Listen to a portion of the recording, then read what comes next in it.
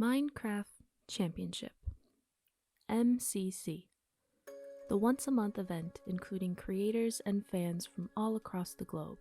Each month, everyone waits in anticipation as dates and teams are announced, practice sessions are streamed, skins are chosen, predictions made, and the event itself commences.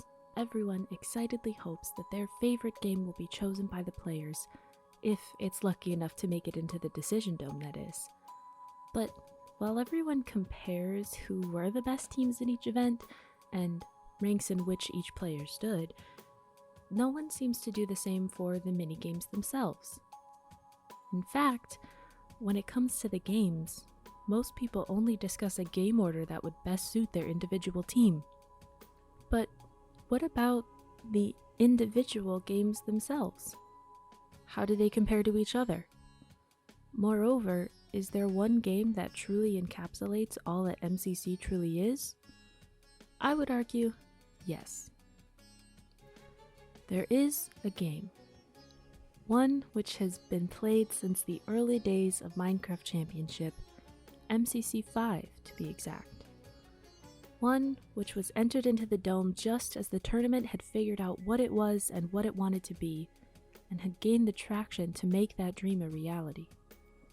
One game which would push the limits of every player in the event while still maintaining the fun aspect of the tournament we know and love. One game which sits above the rest as the ultimate game in MCC. This is why Sands of Time is the best game in Minecraft Championship. Before we get into the video, please don't forget to like and subscribe for more videos just like this. I'm trying to reach 2,000 subscribers by the end of the year, so it would really mean a lot. Okay, now back to the video. The best of both worlds. MCC consists of two types of gameplay. One which focuses more on each individual player, such as Ace Race to get to the other side and whack a fan, or Tagatsoaf, and Rocket Spleef Rush, although Parkour Warrior would be included if they ever decide to bring it back. The second type of gameplay focuses more on the team's overall play. This includes games such as Build Mart, BattleBox, survival games, Sky Battle, and Grid Runners. These games typically have players working with one another at any given time.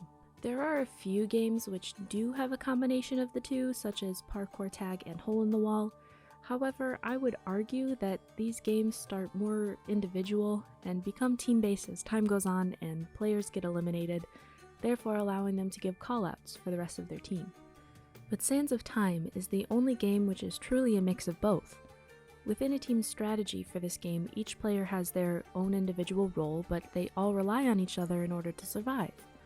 For example, the Sandkeeper has a very different gameplay than a Vault Hunter. But the Vault Hunter needs to know from the Sandkeeper how much time is left in order to know if they will make it out in time. Conversely, the Sandkeeper needs to know if the Vault Hunter is any sand that they can take in order to keep the clock running, thereby upping their chances of performing better. In addition, players need to be observant to find puzzles, parkour, keys, and specific vault tunnels that the other members of their team might be looking for, as well as working to fulfill their own role at the same time. This game is the only one which truly relies on an individual player's ability whilst maintaining a sense of teamwork at the same time. The ultimate game of skill. As with the first segment, Sands of Time is the only game which combines every skill from every other game in the event. When breaking down each game, you can identify 5 basic skills needed to be successful during the tournament. Those skills are PvP, parkour, communication, speed, and the proper usage of blocks, including both collection and strategic placement. One could go through this list and pair a game with each skill very easily, however, upon first glance, Sands of Time most likely would not make the cut. This is because this game requires a level of skill in all 5 categories in order to be successful. A skill in PvP comes in handy when dealing with mobs. Specific sections of the arena are designed with parkour in mind. We've already established that this game requires a level of team communication. There's a time limit involved, which means speed is essential in order to get as many coins as possible, and lastly, Sandblocks have to be collected in order to keep the time going, but even beyond that, most teams work out a carpet placing strategy to ensure people know who's been in what tunnel or which direction they came from. While some of the other games do use more than one, Sands of Time is the only one which demands a basic skill set from every player to ensure a good game. Some may say, wait, Grid Runners uses all of these skills for every player. And you'd technically be correct. However, that depends on which rooms are chosen for the game at the time of the event.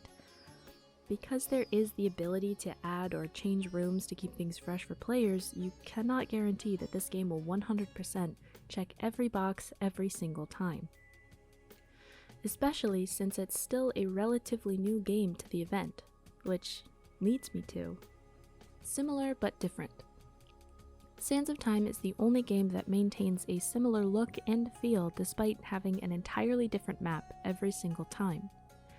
In the game's announcement video, it was said that a random generator picks the arena map for every single MCC, meaning that no two will be the same. However, the style of the game remains the same, and teams are able to develop certain strategies, i.e., assigning each player their role in the team before the game begins. Going back to our Grid Runners example from the last section, most rooms remain the same from tournament to tournament with slight changes such as the order they are in or switching one out for another. Most who have played the game before, however, will understand how to get through the room upon entering it, with the only exception being if a new room is played. This is shown by players attempting to see the first few rooms whilst waiting for the game to begin and being able to immediately talk about what needs to be done. In Sands of Time, however, the only strategizing they can do is assign roles and plan for what-ifs, most likely using past gameplays to figure things out. I mean, there is a reason why when VOD reviewing, people tend to spend the most time going through Sands of Time. One, because they can take a general sense of skills a player needs to improve upon because it does use every basic skill needed for MCC, and two, because that's the only way to attempt to strategize. And yet, even so, if you've seen a Sands of Time before, you'll generally know what to expect. The arenas are always decorated to match the sand theme, teams scramble through looking for vaults, trying not to die while also trying to keep the timer running. Players have a general sense of where there may be struggles, but that all depends on if the map generates that way.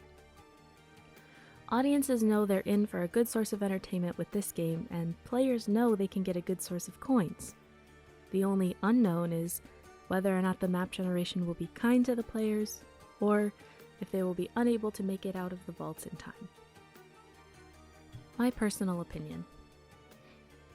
If you couldn't tell already, Sands of Time is hands down my favorite game in MCC, but I think that has to do with the fact that it truly is the best representation of MCC as a whole. It is a really cool themed game that audiences love to watch, players love to participate in, and allows for some major upsets in team rankings, especially if it's played towards the end of the tournament. I think regardless of how a team is doing, everyone tries really hard for this game because even if you aren't trying to win the tournament itself, the game is more fun to play if you're trying to do well. I can't wait for the next time this game gets played because, as we all know, what happens in the vaults is truly an MCC of its own. Thanks for watching. If you enjoyed this video, then please be sure to hit the like button and subscribe for more videos just like this. Let me know in the comments below if you agree that Sands of Time is the best MCC game, and also what your favorite MCC game is in general. Thanks for watching, and I'll see you next time. Bye!